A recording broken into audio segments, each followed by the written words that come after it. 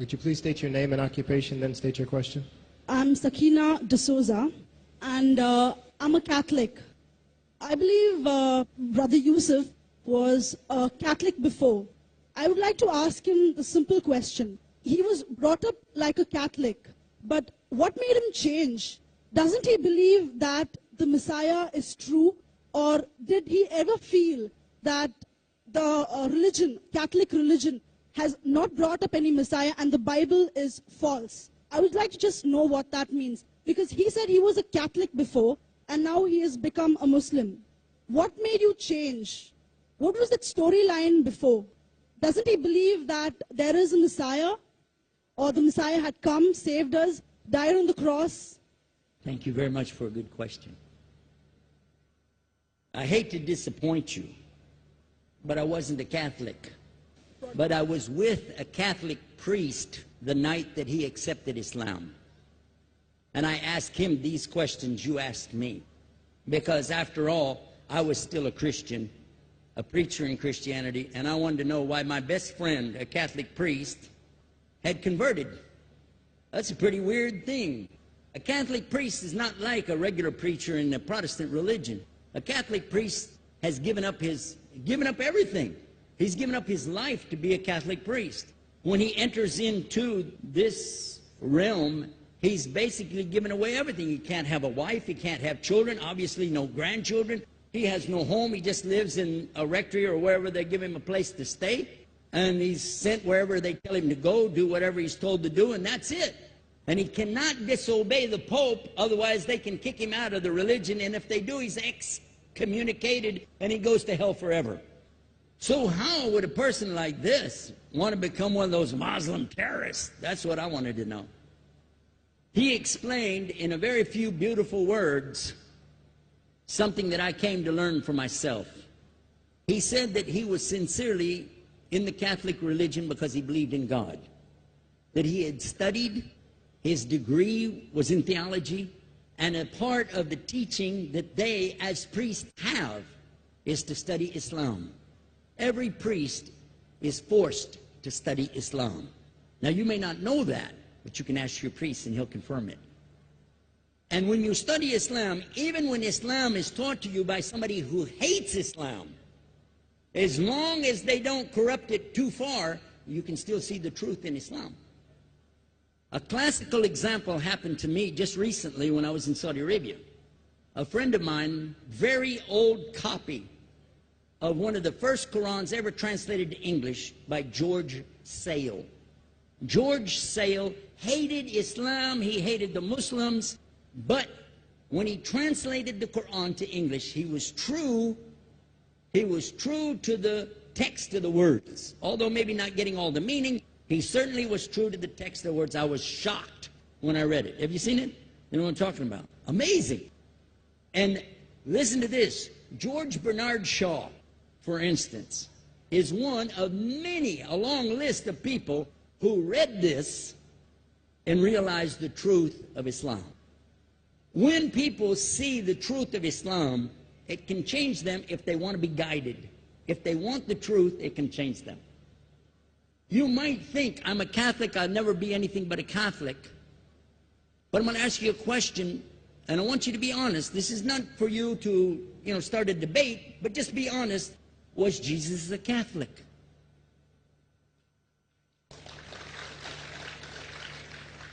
And it's not open to debate, so there's no point in opening that up, because you know and I know he wasn't. The Catholic Church was in business about 300 years before Jesus was born. It's on their website. Don't go like this. It's on their website. That's where I took it from. The Catholic Church was really started in Rome by Alexander the Great. Do you know what the word Catholic means? It means universal. It was the universal church for the Roman Empire. If you didn't join it, you could not be a Roman citizen. And it was opposed to the teachings of Judaism and opposed to the teachings of the early Christians for more than 200 and some years.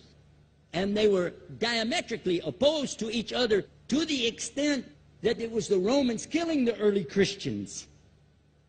Now, if you understand that, and you go to their website and read, they didn't even take over Christianity until the year 325 AD. And when they did, they changed a lot of things, again, referring to their own website. But if you want to check it in Britannica or Americana or grow your encyclopedias, go ahead and read about the Catholic Church. When, in August of 325 AD, at the Nicaea Council, they took over, first thing they said was, let's change the date of the birth of Jesus to be the same date as that of Mithras, which was the god, one of the gods worshipped there, and also the sun god's birthday was the same day, December the 25th, believing it to be the shortest day of the year. And Constantine was a sun worshiper of Sol Invictus. Go to the website, read it for yourself.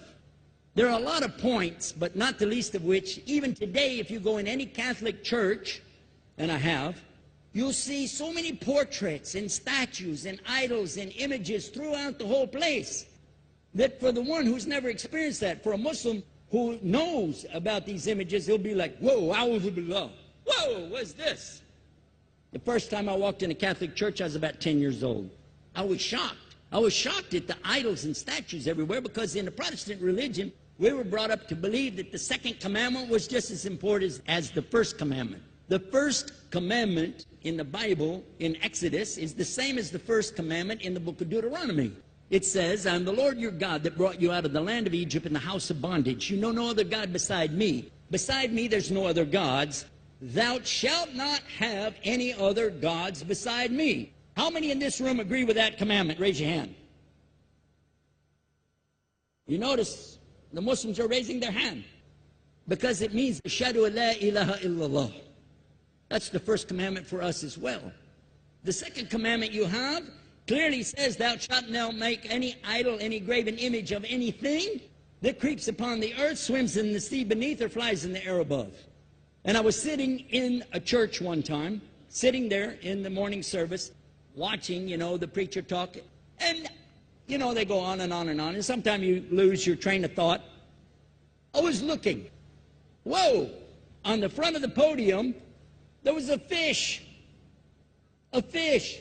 For the symbol, make you fishers of men. They had a fish. I said, whoa. Then I looked up above his head at the big stained glass window, and it had a dove, and he had the olive branch in his mouth. The dove is flying, the bird, I said, whoa. And then I look over here, and there's a cross with a man hanging on it. And I said, wow, they didn't miss a single one. They got them all. Something walking on the earth, something swimming in the sea beneath, something flying in the air above. So look at these two things. Clearly, the first two of the 10 commandments, bang, bang, boom.